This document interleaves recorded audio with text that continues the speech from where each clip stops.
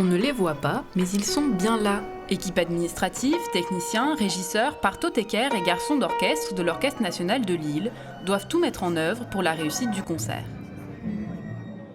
On est 4, donc à bourlinguer partout, à conduire des camions, à les charger.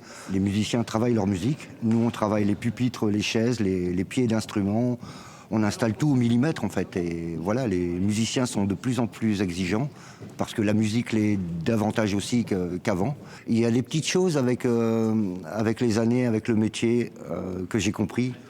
Des musiciens qui vous embêtent, qui vous enquiquinent pour une position de pupitre à 2 cm à droite ou à gauche ou pour la hauteur. En général, quand un musicien vous embête pas tout le reste de l'année et là il vous embête, c'est qu'il a une partie solo à faire et c'est qu'il a du trac. Et ça, faut le comprendre. Et là, faut juste être là et lui faire comprendre qu'on sera là s'il y a le moindre problème. Et là, il se sentira très très à l'aise également.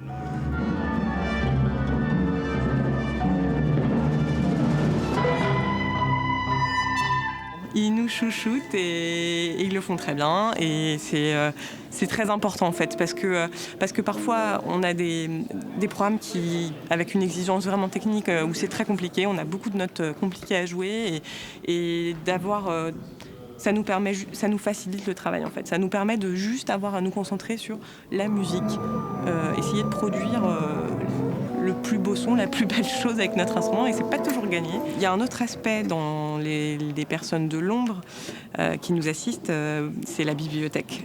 Timothée à la bibliothèque, il a un travail hyper important. Les chefs d'attaque de chaque pupitre vont décider de jouer tel sens d'archet, soit en tirant, soit en poussant. Et la bibliothèque va recopier pour toutes les partitions, parce que, évidemment, les premiers pupitres, les chefs d'attaque, ils auront leur partition bien réglée, mais au fond du pupitre, ce ne sera pas réglé. En fait, le chef d'attaque va pas recopier partout, et ça, c'est le rôle de la bibliothèque. Mais pour nous, c'est hyper important. Chaque partition doit être annotée pour chaque musicien avant l'échéance de la première répétition.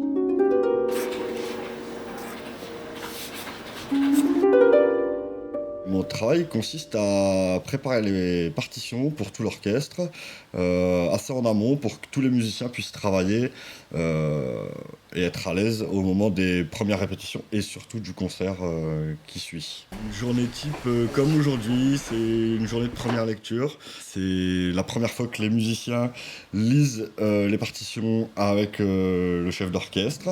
Je descends sur le plateau. J'installe des partitions, je traîne un petit peu auprès des musiciens pour être sûr que tout le monde a bien ce qu'il faut. À partir de 9h30, le chef d'orchestre lance la répétition. C'est là que je vois si le boulot est bien fait ou pas. Il y a des choses qui sont préimprimées et préétablies dans les partitions, mais chaque coup d'archet permet une articulation différente de la phrase et ça s'oriente du coup vers une interprétation différente aussi du morceau, un sens différent de tel passage, une perception différente pour l'auditeur. Et c'est propre à chaque orchestre. L'Orchestre national de Lille offre à chaque œuvre une interprétation unique, une sensibilité qu'il faut savoir retransmettre. On ne peut qu'abîmer ce qui est donné par l'orchestre. C'est-à-dire que le travail bien fait, c'est juste restituer le mieux possible. On ne va pas les améliorer, on ne peut pas les améliorer. C'est eux qui jouent. Donc nous, notre travail, c'est d'être fidèle à ce qu'eux ont donné. Chaque partie d'un morceau, il y a forcément un élément qu'on doit entendre. Il y a des fois, l'élément important, c'est tout l'orchestre. Mais il y a des fois, c'est un élément qui est plus ou moins solo, soliste. Donc il faut savoir le reconnaître, l'anticiper et pouvoir le mettre en valeur. L'enjeu pour la régie, c'est le concert évidemment, c'est la finalité, mais pour nous c'est vraiment quand même le premier service de répétition.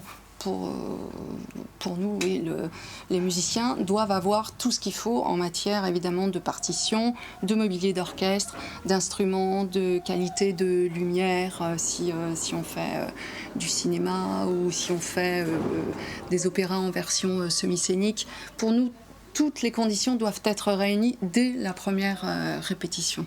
Il faut être assez rationnel, qu'il faut toujours garder le cap. Quand on est régisseur, c'est vrai que c'est vous qui donnez le tempo parce que les gens sont dans leur rythme et à un moment, vous décidez que le concert commence dans 5 minutes et que le concert commence. Et ça, c'est le mot d'ordre que vous donnez à votre équipe, que vous donnez aussi aux musiciens.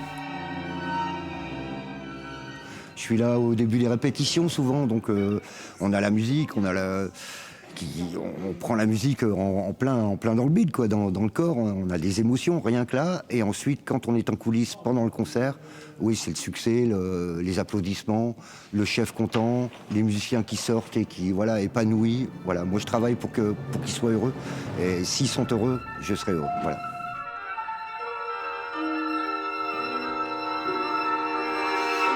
Des mains qui, dans l'ombre, œuvrent en silence pour mettre en lumière la musique.